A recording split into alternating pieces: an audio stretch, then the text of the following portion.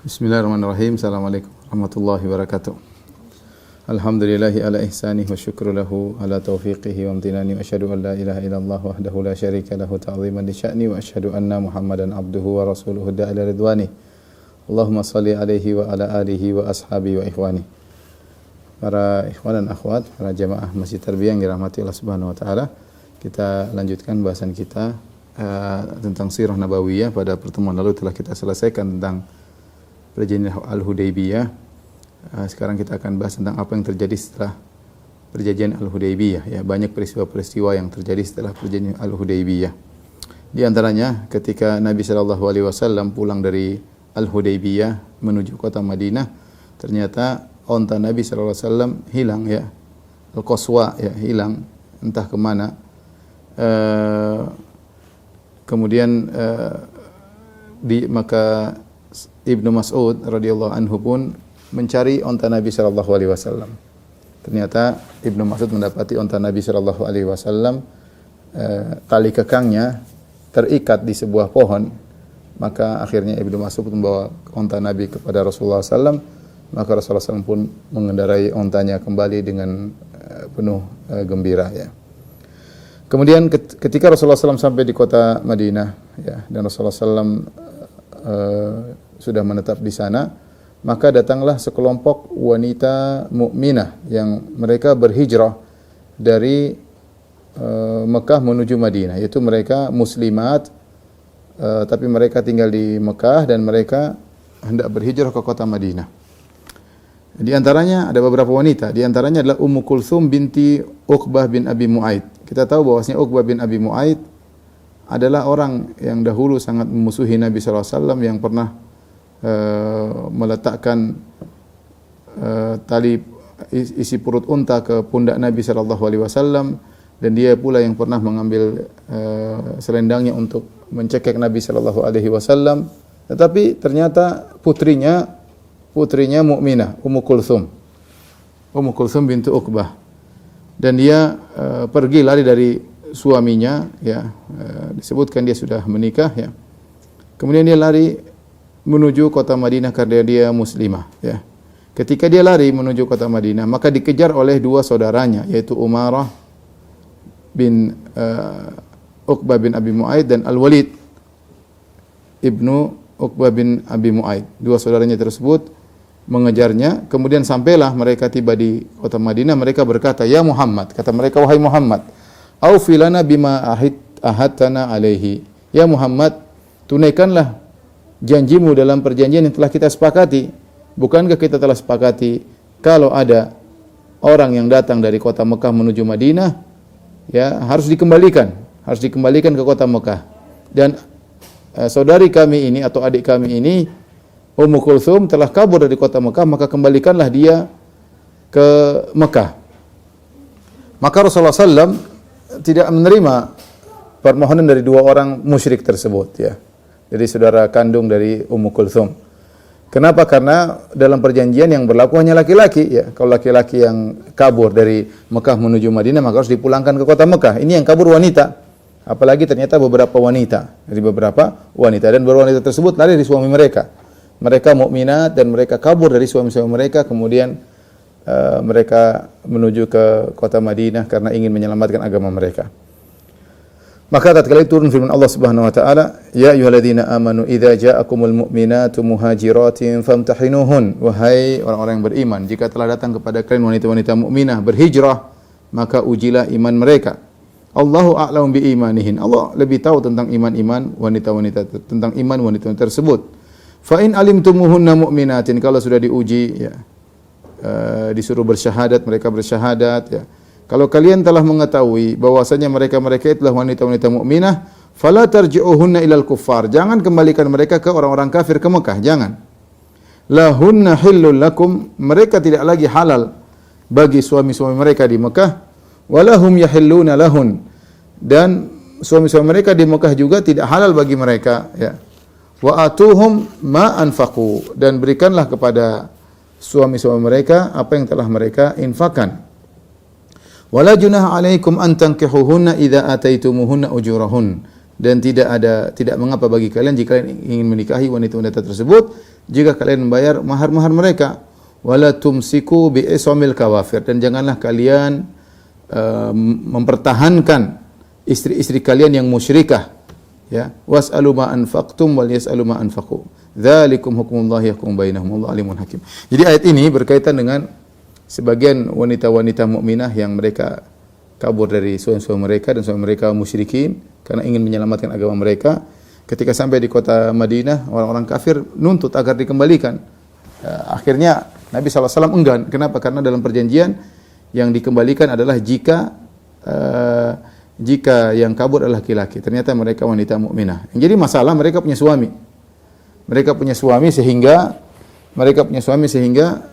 tentu tidak benar kalau mereka meninggalkan suami-suami mereka, maka ketika itu berlaku harus diputuskan hubungan pernikahan mereka. Harus diputuskan. Maka caranya bagaimana? Wanita ini dipertahankan di kota Madinah, kemudian kaum muslimin mengembalikan mahar-mahar yang telah dibayar oleh suami-suami mereka, dikembalikan. Makanya kata Allah Subhanahu wa taala, wa atuhum ma anfaqu, berikanlah kepada mereka apa yang telah mereka infakkan. Dikembalikan mahar-mahar mereka sehingga wanita-wanita ini terceraikan dari mereka atau terbatalkan pernikahan mereka karena suami-suami mereka musyrikin. Wanita-wanita mukminah. Dan kebiasaan para sahabat ketika mendapati para janda-janda yang mukminah, maka mereka segera menikahi. Maka mereka segera menikahi janda-janda tersebut. Dan ini kebiasaan para sahabat. Mereka punya kepekaan, tenggang rasa kepada wanita-wanita mukminah yang memerlukan bantuan, sehingga kemudian para sahabat segera menikahi wanita-wanita mukminah tersebut. Nah, ketika para sahabat menikahi wanita-wanita mukminah yang kabur dari suami-suami mereka yang kafir, maka Allah menyuruh untuk membayar mahar kembali, bayar mahar dan nikah ulang, bayar mahar dan nikahi mereka. Kemudian hukum baru muncul, kata Allah, wala tumsiku bi ismil kawafir, dan janganlah kalian para lelaki mempertahankan istri-istri kalian yang musyrikah. Oleh karenanya sebagian sahabat yang mereka memiliki istri-istri yang musyrikah di Mekah mereka cerai. Di antaranya Umar bin Khattab radhiyallahu taala anhu. Umar bin Khattab punya istri 2 di Mekah, kemudian Umar bin Khattab ceraikan mereka karena Allah telah mengatakan wala tumsiku bi ismil kawafir. Jangan pertahankan istri-istri kalian yang kafir. Taib. Ummu Kulthum, ya, bintu Uqbah, ya. Dia adalah wanita pertama awalu man hajara minan nisa ba'da hijratin Nabi sallallahu alaihi wasallam Madinah. Pertama yang berhijrah ke kota Madinah, dan dia tidak ada wanita Quraisyah yang meninggalkan kedua orang tuanya berhijrah kepada Allah Subhanahu wa taala, kedua orang tuanya musyrik, kecuali Ummu Kulthum bintu Uqbah, ya. Kemudian dia datang kepada Nabi sallallahu alaihi wasallam berhijrah. Baik, kita lanjutkan. Bagaimana dengan ada kisah Abu Basir. Kita kemarin telah membahas tentang Abu Jandal putranya Suhail bin Amr yang dia kemarin telah kita sebutkan ketika dia kabur kemudian bawa tangannya terbelenggu, kemudian datang kepada Nabi dan para sahabat, ternyata disuruh kembalikan ke kota Mekah. Itu namanya Abu Jandal. Ada lagi seorang namanya Abu Basir.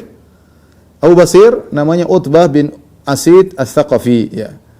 Dia juga adalah seorang muslim, ya, yang ditahan oleh orang musyrikin di kota Mekah. Akhirnya dia kabur. Berhasil melepaskan diri dari tahanan orang-orang Mekah dan dia muslim. Kemudian dia datang kepada Rasulullah sallallahu alaihi wasallam, ya. Dia termasuk orang yang ditahan, kemudian disiksa karena Islam di kota Mekah, ya. Maka dia akhirnya lolos dan dia kabur ke kota Madinah.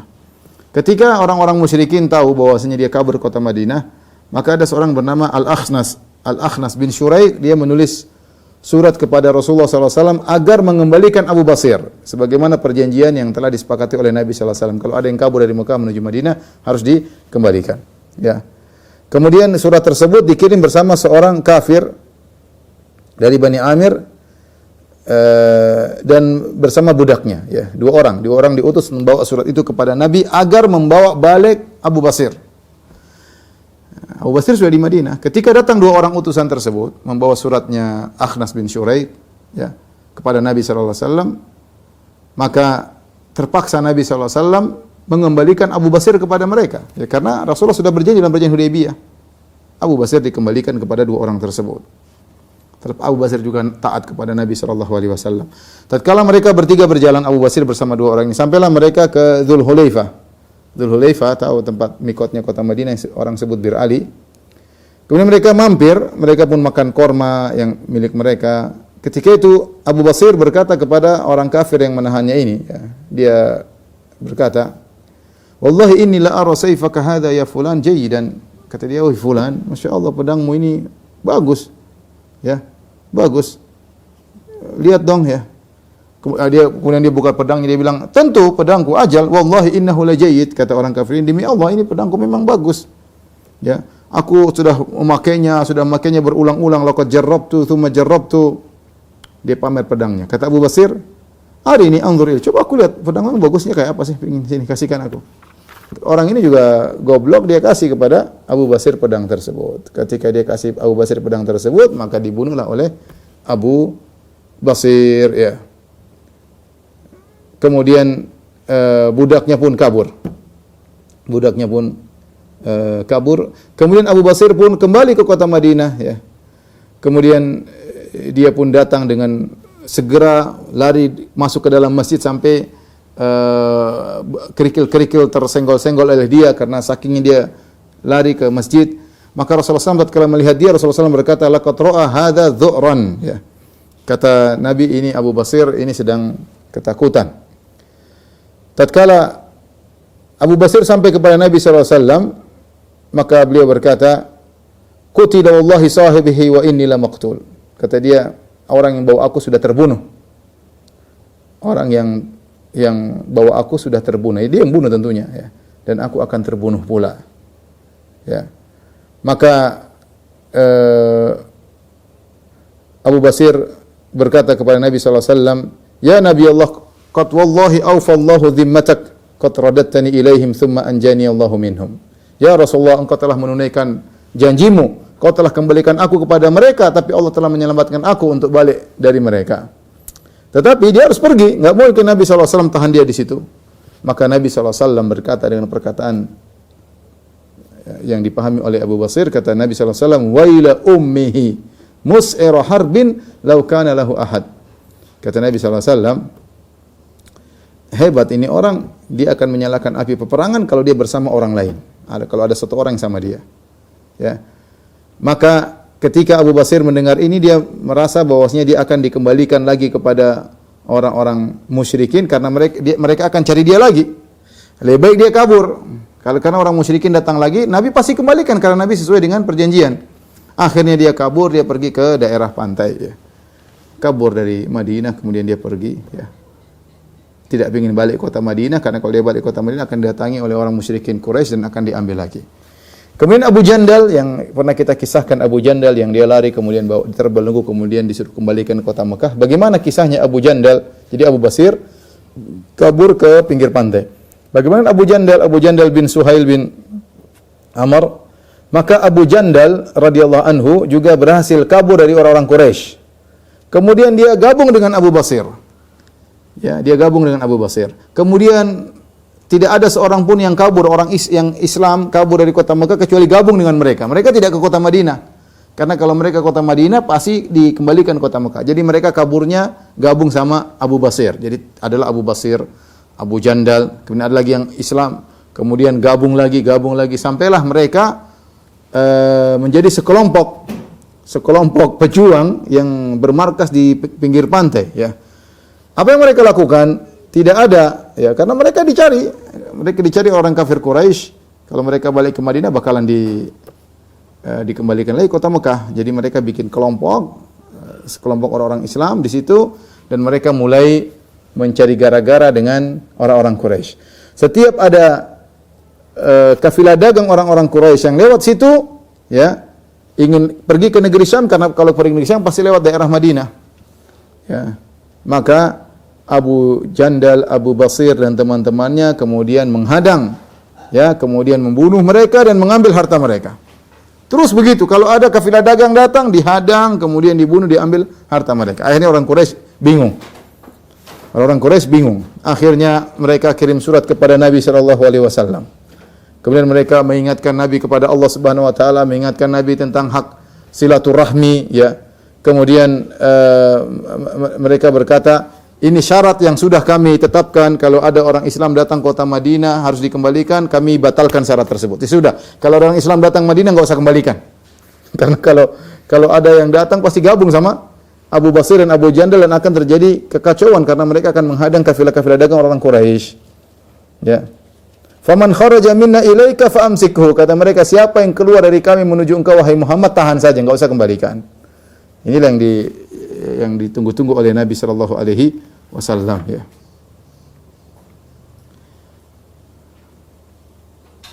Maka Rasulullah SAW segera tulis surat kepada Abu Basir, ya, dan kepada Abu Jandal radhiyallahu anhuma untuk segera datang ke kota Madinah bersama kawan-kawannya, sekelompok pejuang tadi, agar pulang semua ke kota Madinah karena orang-orang Quraisy sudah menggugurkan poin janji yang tadinya mereka pertahankan. Akhirnya datanglah surat Nabi sallallahu alaihi wasallam kepada Abu Basir dan Abu Jandal. Ketika itu Abu Basir dalam kondisi sakaratul maut, lagi yahtadir, yaitu akan meninggal dunia. Kemudian dia baca surat Nabi sallallahu alaihi wasallam, kemudian dia pun meninggal setelah membaca surat Nabi sallallahu alaihi wasallam. Maka dia pun dikubur di tempat tersebut. Ya, radhiyallahu taala anhu. Kemudian Abu Jandal pun bersama kawan-kawannya pun datang ke kota Madinah. Dan inilah benar yang sudah Nabi ucapkan kepada Abu Jandal ketika dia bilang, "Ya kaum muslimin, bagaimana aku baru lari dari kota Mekah, kalian kembalikan aku lagi." Ketika itu Nabi SAW suruh dia bersabar. Ketika terjadi perjanjian Hudaybiyah, kata Nabi, "Isbir wahtasib, fa inna Allaha ja'ilun laka wa liman ma'aka minal mustad'afina farajan wa makhraja." Sabarlah sabarlah engkau wahai Abu Jandal, dan carilah pahala. Sungguhnya Allah akan memberikan bagi engkau dan bersama orang-orang yang kesulitan bersamamu, Allah akan berikan solusi dan jalan keluar. Taib, di antara peristiwa yang terjadi setelah perjanjian Al-Hudaybiyah, ini di masa perjanjian Hudaybiyah itu dari tahun ke-6 Hijriah sampai tahun 8 Hijriah. Perjanjian terjadi sekitar 2 tahun. Karena nanti orang-orang sekutunya orang-orang Quraisy berkhianat. Nanti akan kita jelaskan sehingga terjadi perang atau Fatu Makkah, ya. Jadi tahun ke-6, tahun ke-7 sampai tahun ke-8 ini adalah masa perjanjian damai, ya, Hudnah atau Al-Hudaybiyah, ya. Orang disebut Al-Hudnah, disebut Al-Muddah, yaitu waktu perjanjian damai. Ketika perkara sudah tenang, ya, di kota Madinah, ya, Rasulullah SAW karena Rasulullah SAW tidak tersibukkan dengan perang dengan orang Quraisy karena itu musuh bebuyutan. Sekarang orang Quraisy lagi damai, lagi gencatan senjata. Mereka juga sibuk berdagang. Rasulullah SAW mulai terus melanjutkan dakwahnya. Maka Rasulullah SAW mendapatkan kesempatan yang pas untuk mulai berdakwah di luar Jazirah Arab. Maka Rasulullah SAW menulis surat-surat kepada raja-raja Arab dan raja-raja non-Arab. Ya, beliau tulis surat menyuruh mereka untuk masuk Islam. Rasulullah SAW kirim surat kepada Kisra. Kisra itu rajanya Persia. Rasulullah SAW kirim surat juga kepada Kaisar, rajanya Romawi. Rasulullah SAW kirim surat kepada Najasyi, rajanya Habasyah. Semua raja-raja Rasulullah SAW kirim surat. Ya. Kemudian Rasulullah SAW kirim bersama utusan Nabi SAW untuk membawa surat tersebut. Ketika Rasulullah SAW sedang menulis surat, Rasulullah SAW ingin kirim surat, maka ada yang mengatakan kepada Nabi, "Ya Rasulullah, mereka raja-raja tersebut tidak akan menerima suratmu kecuali kalau ada stempelnya, ada khatam, ada cincin stempelnya, ya." Karena ini kebiasaan urfnya raja-raja di antara mereka. Jadi kalau resmi harus ada stempelnya. Maka Rasulullah SAW akhirnya pakai cincin.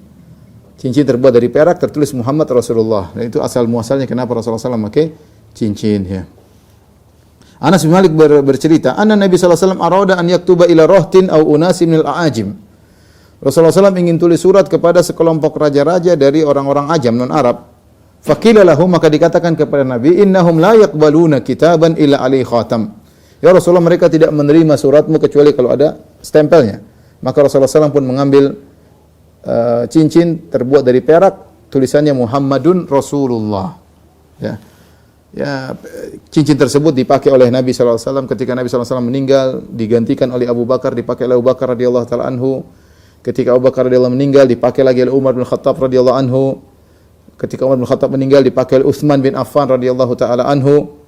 Kemudian di masa pemerintahan Utsman suatu hari di sebuah sumur namanya Bi'ir Aris.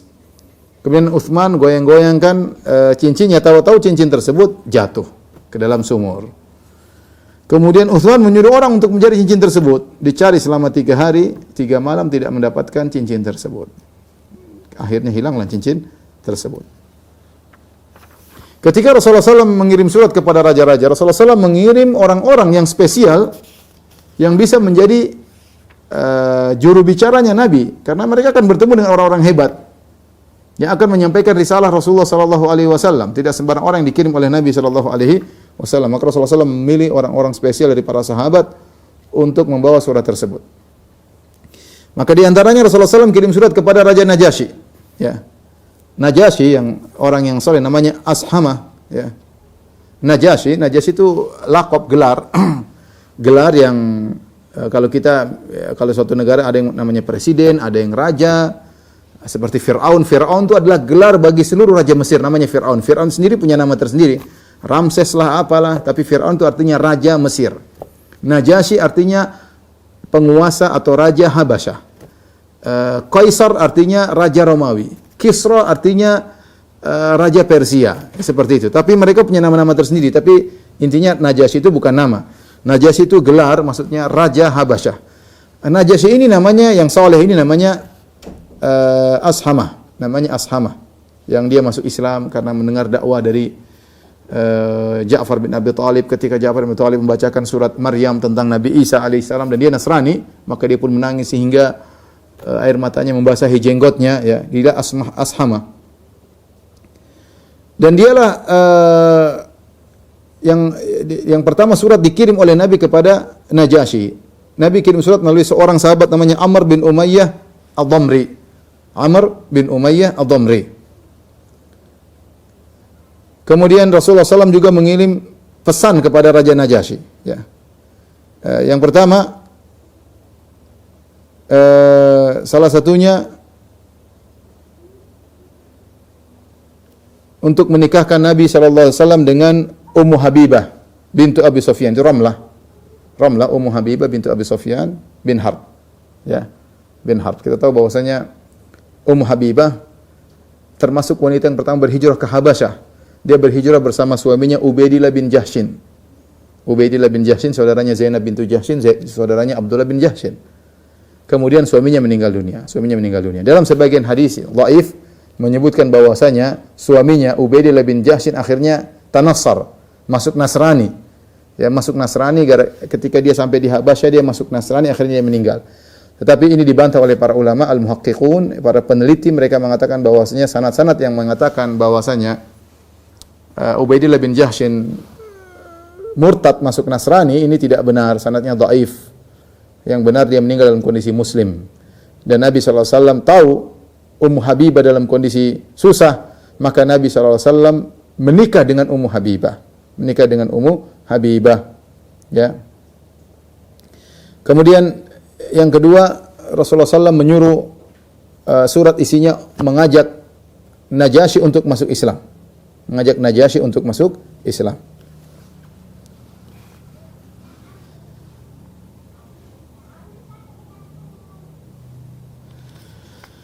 Dari Ummu Habibah radhiyallahu anha, dia berkata, dia dahulu adalah istri dari Ubaidillah bin Jahshin, ya.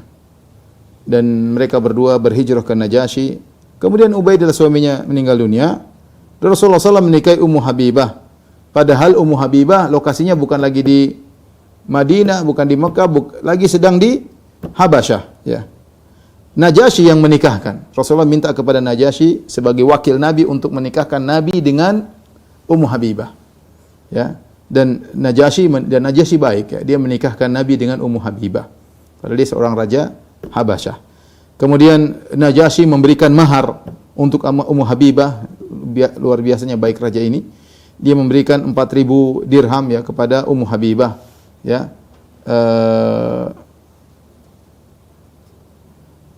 Kemudian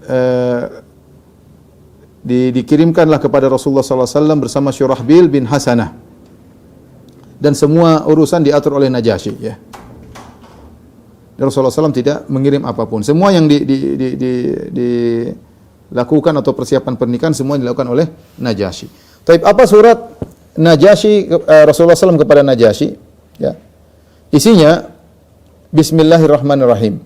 Hadza kitabun min Muhammadin Rasulillah ila Najasyi al-Asham azimil Habasyah. Bismillahirrahmanirrahim, inilah surat dari Muhammad Rasulullah kepada Najasyi, namanya Al-Asham, penguasa Habasyah. Rasulullah SAW menyebutkan gelarnya Azimil Habasyah, yaitu dia orang yang diagungkan di Habasyah. Salamun ala man ittaba'al huda, keselamatan bagi orang yang mengikuti petunjuk. Ya, Rasulullah tidak mengatakan assalamualaikum, assalamualaikum, karena dia belum masuk Islam. Maka Rasulullah memberi salam dengan salam yang salam kepada orang yang mengikuti petunjuk. Kalau ikut petunjuk kena salam, kalau enggak kena salam. Salamun ala man ittaba'al huda, keselamatan bagi orang yang mengikuti petunjuk. Wa amana billahi wa rasulih, dan beriman kepada Allah dan Rasulnya. Wa syahida an la ilaha illallah wahdahu la syarikalah, dan bersaksi bahwasanya tidak ada sembahan yang berhak disembah kecuali Allah semata, tidak ada sekutu baginya. Lam yattakhidz sahibatan wala waladan, bahwasanya Allah Subhanahu wa taala tidak punya istri dan tidak punya anak. Wa anna Muhammadan abduhu wa rasuluhu, dan bersaksi bahwasanya Muhammad adalah hambanya dan rasulnya. Adu'uka bi ayatillah, aku menyuruh engkau dengan seruan Allah, fa inni ana rasulullah fa aslim taslam. Aku ini adalah utusan Allah, maka masuk Islamlah engkau wahai Najasyi dan kau akan selamat. Qul ya ahlal kitab ta'alu ila kalimatin sawa'in bainana wa bainakum alla na'budu illa Allah wa la nusyrika bihi syai'a wa la yattakhidha ba'duna ba'dhan arbaba min dunillah. Maka Nabi tuliskan, katakanlah firman Allah, wahai ahlul kitab, kemarilah kalian menuju satu kalimat yang sama antara kami dengan kalian, yaitu tidaklah kita menyembah kecuali Allah semata, dan kita tidak berbuat syirik kepada Allah sama sekali, dan janganlah sebagian kita menjadikan sebagian yang lain sebagai sembahan-sembahan selain Allah. Ya. Kemudian kata Nabi SAW, fa in abaita, kalau kau tidak mau masuk Islam wahai Najasyi, fa alayka ithmun nasara min qaumika, maka dosa Nasara semua kau yang tanggung dari kaummu. Ya, dosa Nasara Habasyah kau akan tanggung dosa mereka. Tatkala sampai surat Nabi kepada Najasyi, dibacakan kepada Najasyi, ya, maka dia pun perhatikan, ya, kemudian dia pun turun dari singgasananya, kemudian dia duduk di atas tanah dengan penuh tawadhu, ya, dengan penuh tawadhu, kemudian dia masuk Islam, kemudian bersyahadah dengan syahadatain, kemudian dia berkata, laula ma ana fihi minal mulki wa ma tahammaltu min amrin nas la ataituhu hatta ahmilana alaihi. Kata Najasyi dengan penuh tawadhu, dia duduk di atas tanah, tidak lagi di singgasananya, dia mengatakan, kalau bukan aku ini punya urusan kerajaan, kalau bukan tanggung jawabku terhadap urusan masyarakatku, sungguh aku akan benar-benar datang menemui Rasulullah SAW dan aku akan membawa sendalnya. Kemudian Najasyi menulis surat balik kepada Rasulullah SAW, di mana beliau membenarkan Rasulullah SAW dan masuk Islam, membenarkan Rasulullah SAW. Ya.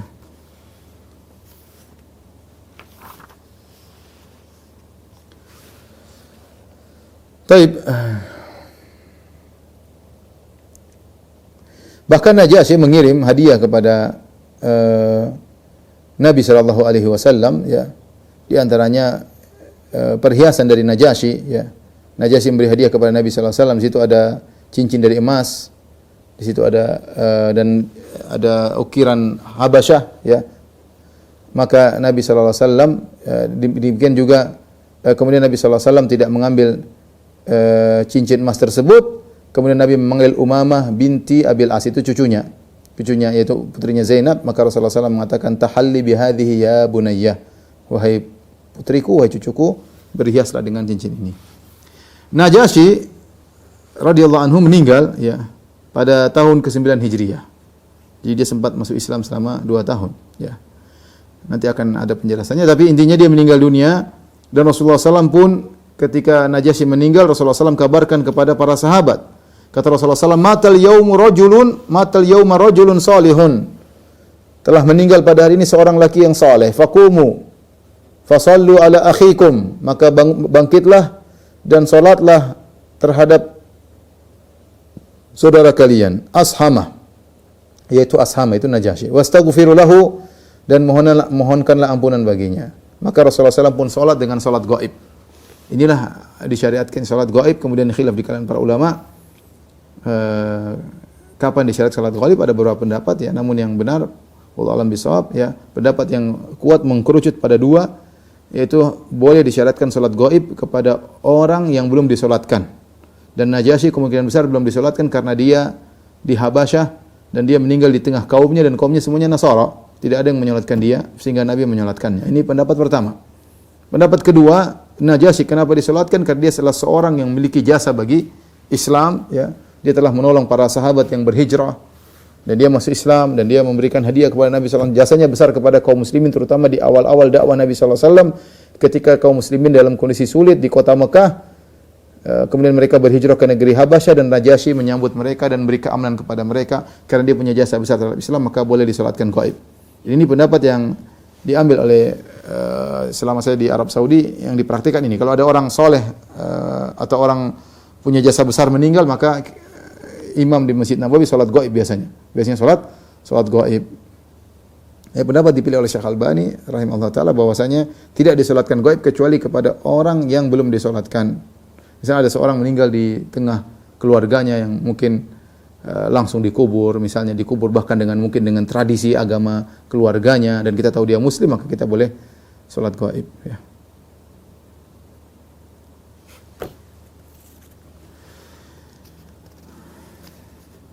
Ketika Najasyi Ashama meninggal dunia, maka diganti dengan Najasyi yang lain ya.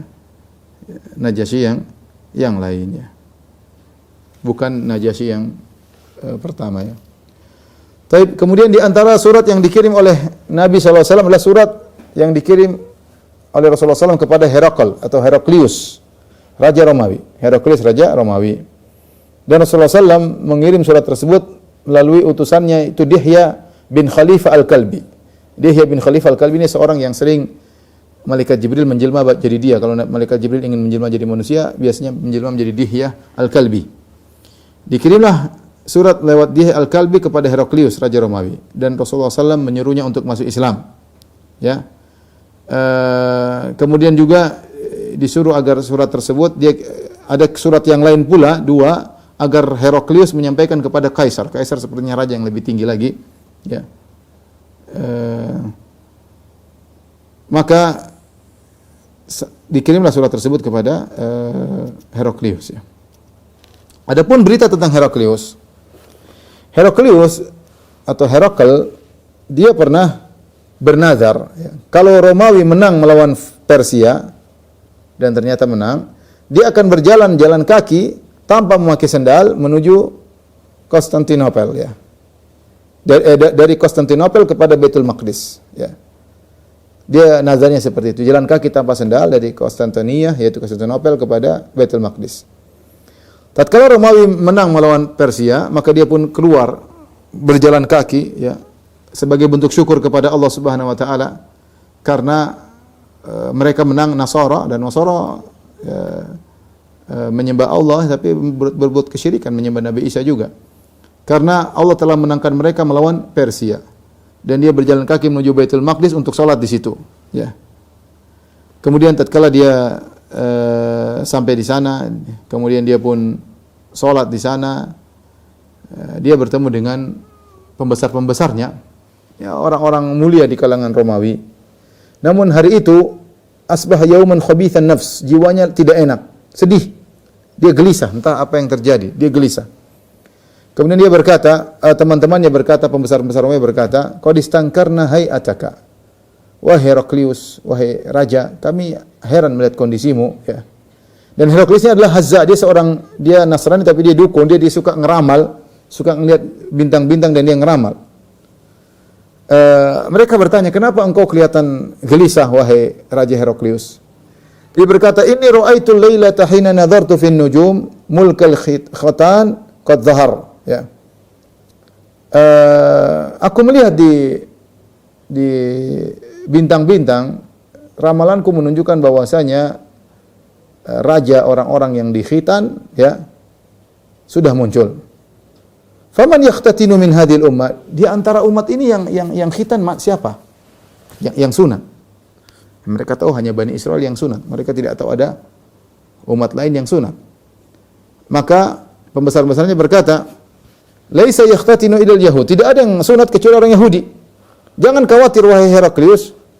Jangan khawatir sama Yahudi. Tinggal kau tulis surat kepada kami, ya kami akan bunuh mereka semua orang Yahudi. Jangan khawatir.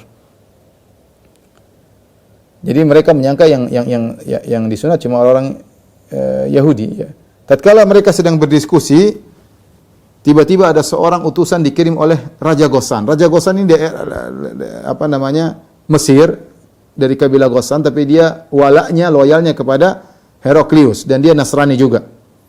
Dan Raja Ghassan ini, yaitu dia tinggalnya antara Madinah dengan Syam, ya. Maka dia mengirim surat mengirim orang ini kepada Raja Heraklius untuk menyampaikan tentang kabar Rasulullah sallallahu alaihi wasallam. Dan mereka di antara para raja sering menyampaikan kabar-kabar di antara mereka, apalagi Raja Ghassan ini Nasrani, ya. Kemudian Heraklius berkata, ya, coba lihat orang yang dikirim sama Raja Ghassan tersebut, utusannya. Dia disunat enggak? Akhirnya mereka periksa, ternyata dia disunat. Ya. Mereka bilang dia disunat. Ternyata orang Arab juga disunat. Heraklius bertanya, hum yakhtatinun? Orang Arab juga disunat. Ya. Hadza wallahi alladhi urid. Ya. Inilah yang diperlihatkan bagiku bahwasanya ternyata orang Arab disunat, ya. Jadi maka Heraklius sudah dengar kabar ada seorang nabi, karena Raja Ghassan tadi dikabarkan bahwasanya di Madinah ada seorang Arab bukan Bani Israel yang menyuruhkan dirinya bahwasanya dia seorang Rasulullah. Kemudian Heraklius sudah ngeramal dengan melihat bintang bahwasanya memang benar telah muncul seorang raja dari Arab, ya, artinya penguasa dari Arab, ya. Maka dalam kondisi demikian dia kirim surat kepada temannya yang setara dengan dia masalah ilmu, ya, yang punya kabar tentang kabar-kabar orang-orang terdahulu akan muncul seorang nabi terakhir. Maka dia tulis surat, dia jelaskan tentang kondisi Rasulullah SAW, dia kirim surat kepada temannya di kota lain yang namanya kota Rumiyah, ya, dia kirim surat. Tidak lama kemudian datanglah utusan yang bawa surat dari Nabi sallallahu alaihi wasallam. Ya. Datang surat, kemudian Heraklius berkata, tapi belum dia baca surat tersebut. Dia berkata, cari orang yang datang dari kaumnya Rasul tersebut. Ya. Kita ingin tanya lebih jauh tentang Rasul tersebut. Ketika itu Abu Sufyan radhiyallahu anhu masih kafir ketika itu, dia sedang bersama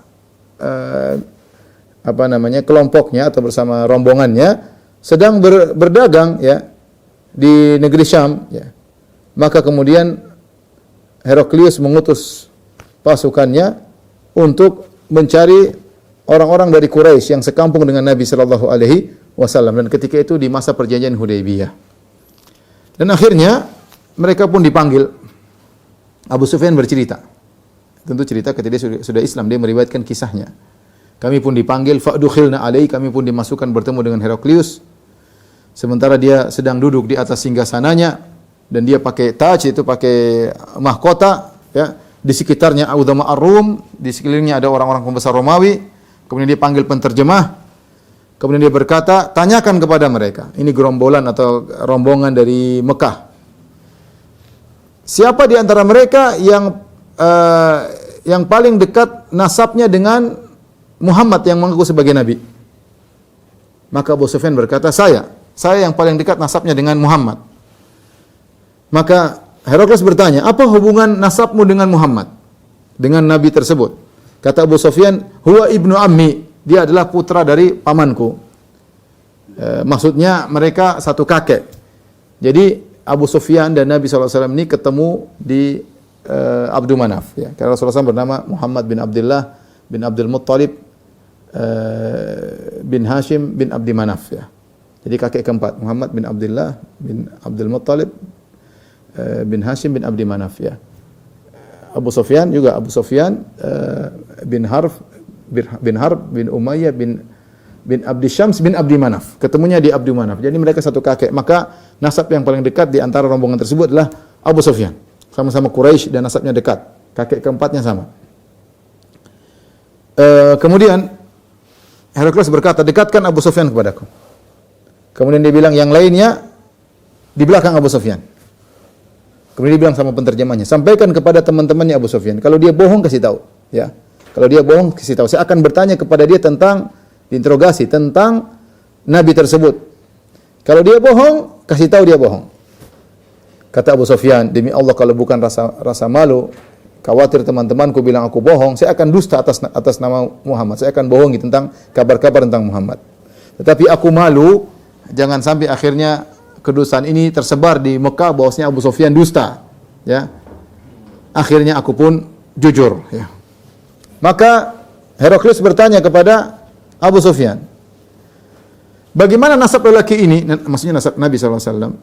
Kata Abu Sufyan, huwa fina dhu nasab. Orang ini nasabnya tinggi. Kemudian Heraklius bertanya, fahal qala hadzal qawla minkum ahadun qad qablahu? Apakah sebelum dia pernah ada yang ngaku nabi sebelum Muhammad? Ada yang ngaku nabi enggak sebelum Muhammad? Kata Abu Sufyan, tidak ada. Apakah ayah-ayahnya Muhammad ini ada yang jadi raja? Kata Abu Sufyan, enggak ada. Memang enggak ada raja. Yang ngikuti dia, Abu Heraklius bertanya lagi, yang ngikuti Muhammad ini adalah pembesar-pembesar Quraisy atau orang-orang miskin di antara mereka? Kata Abu Sufyan, yang ikut orang-orang miskin. Heraklius bertanya lagi, apakah jumlah mereka bertambah ataukah berkurang? Kata Abu Sufyan, semakin bertambah. Kemudian Heraklius berkata, apakah ada salah seorang dari pengikutnya yang murtad gara-gara benci dengan agamanya? Gara-gara benci dengan agamanya setelah masuk Islam? Kata Abu Sufyan, tidak ada. Heraklius bertanya lagi, apakah kalian pernah menuduhnya berdusta sebelum dia ngaku sebagai nabi? Kata Abu Sufyan, tidak pernah kami menuduh dia dusta sebelum dia ngaku sebagai nabi. Heraklius bertanya lagi, apakah ini Muhammad pernah berkhianat? Kata Abu Sufyan, tidak pernah. Tidak pernah dia berkhianat. Tetapi kita sekarang dalam masa perjanjian Hudaybiyah. Saya tidak tahu dia berkhianat atau tidak.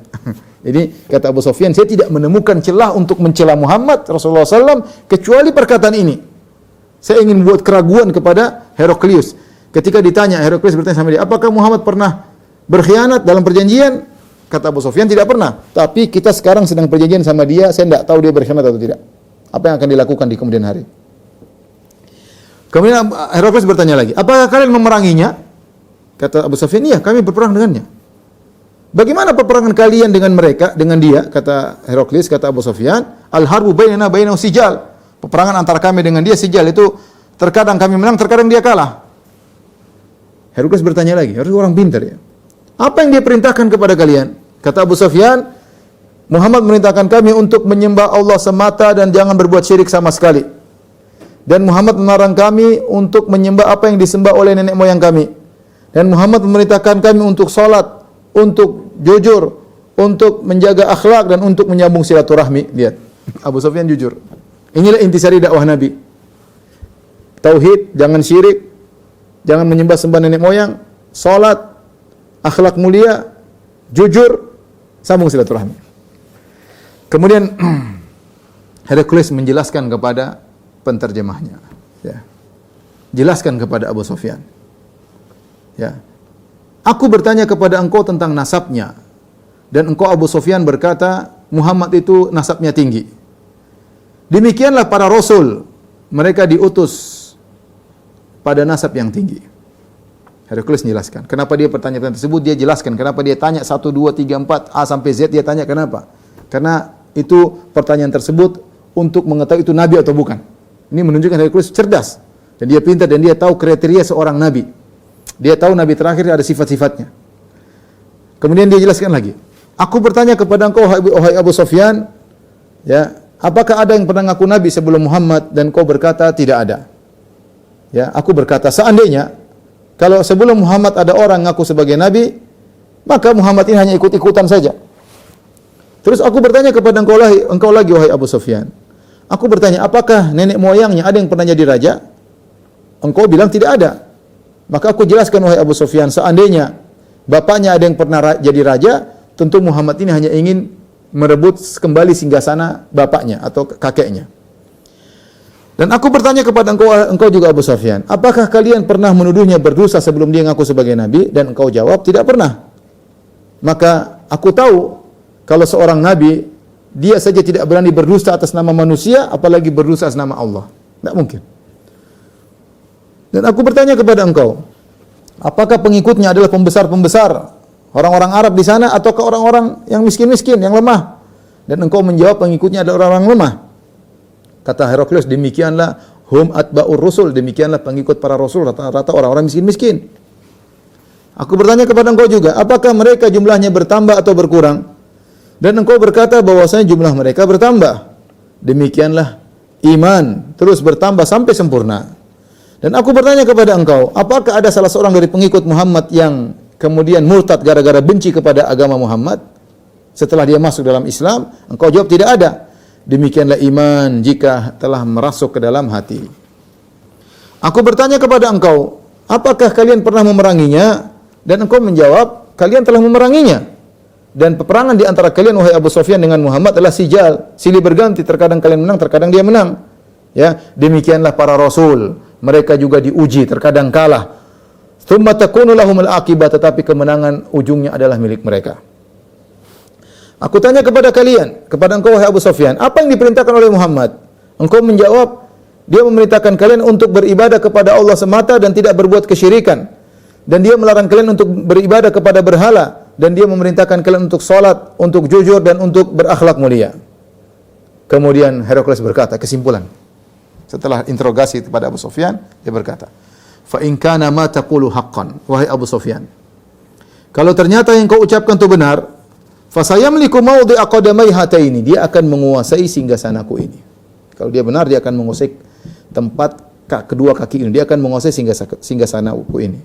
Wa qad kuntu a'lamu annahu kharij, aku sudah tahu dia bakalan keluar.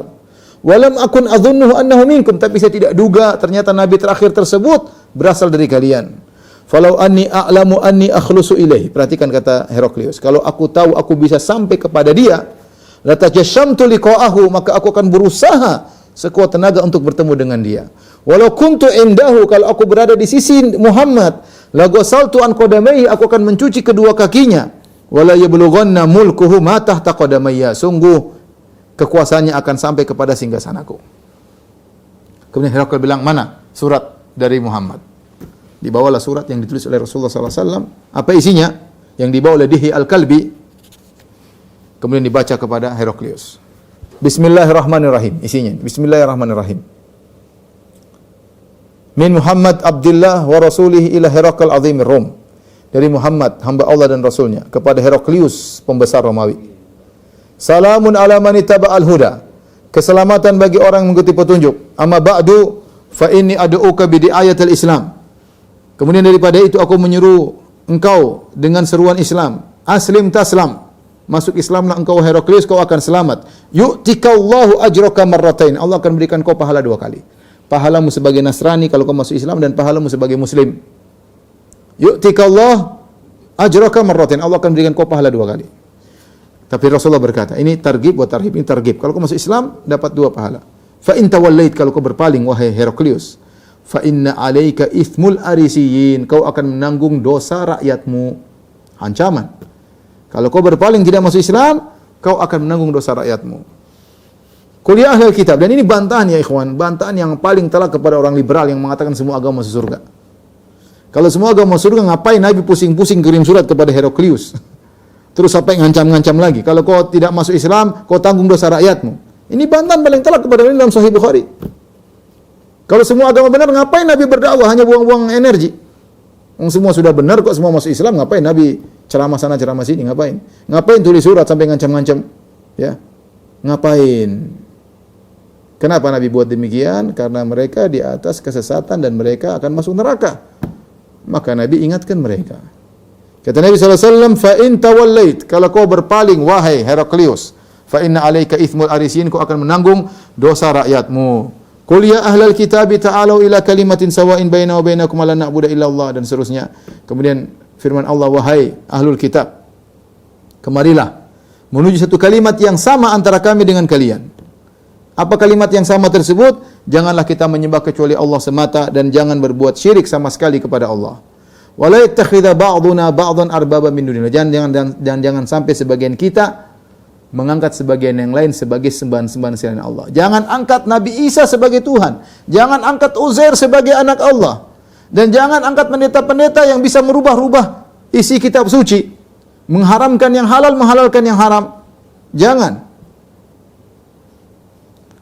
Tatkala dibacakan surat Nabi SAW terhadap Heraklius, ihtazza wa ta'athar, gemetar Heraklius.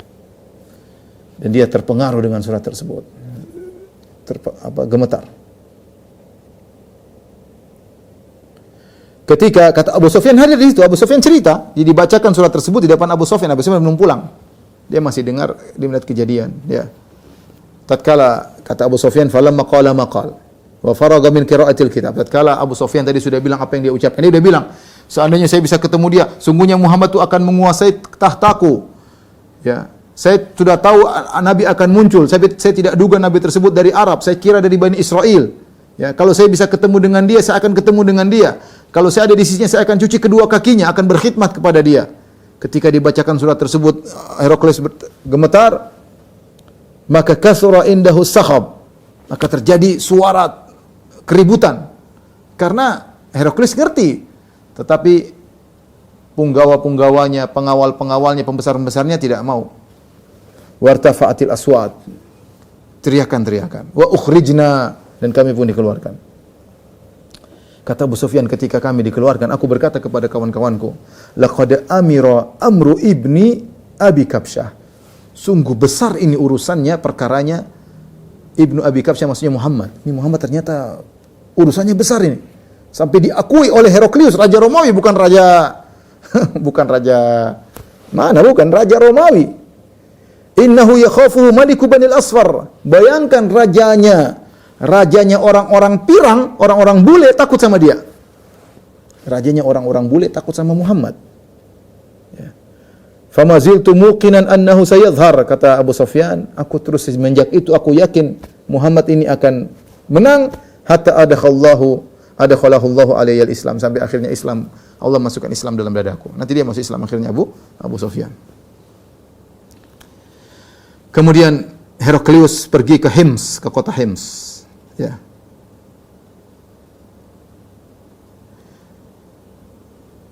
Kemudian dia belum sampai ke Hims, tiba-tiba datang surat dari temannya, Rumiyah, yang tinggal di Rumiyah, yang juga orang alim seperti dia. Dari temannya yang tinggal di Rumiyah. Yang tadi Heraklius tanya kepada dia, bagaimana menurutmu tentang kondisi laki-laki nama Muhammad gini. Ternyata temannya tersebut yang juga orang alim setuju bahwasanya memang kita harus beriman dengan orang ini. Ya, bahwasanya ini nabi yang benar. Ya. Maka akhirnya Heraklius pun mengumpulkan pembesar-pembesarnya di Daskar. Daskar suatu semacam istana kecil dan di sampingnya banyak rumah-rumah, ya.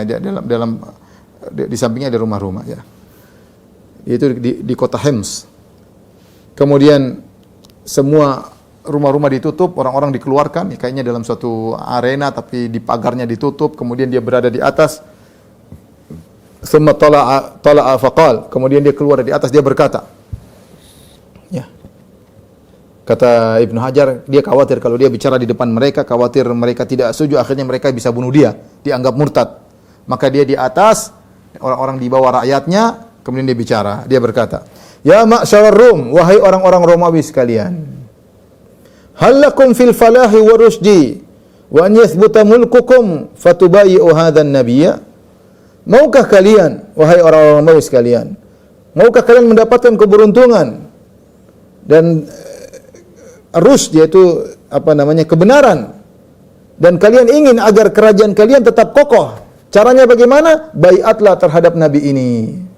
Dia suruh masuk Islam, ngajak masuk Islam. Fahasu haisata humurin, ya.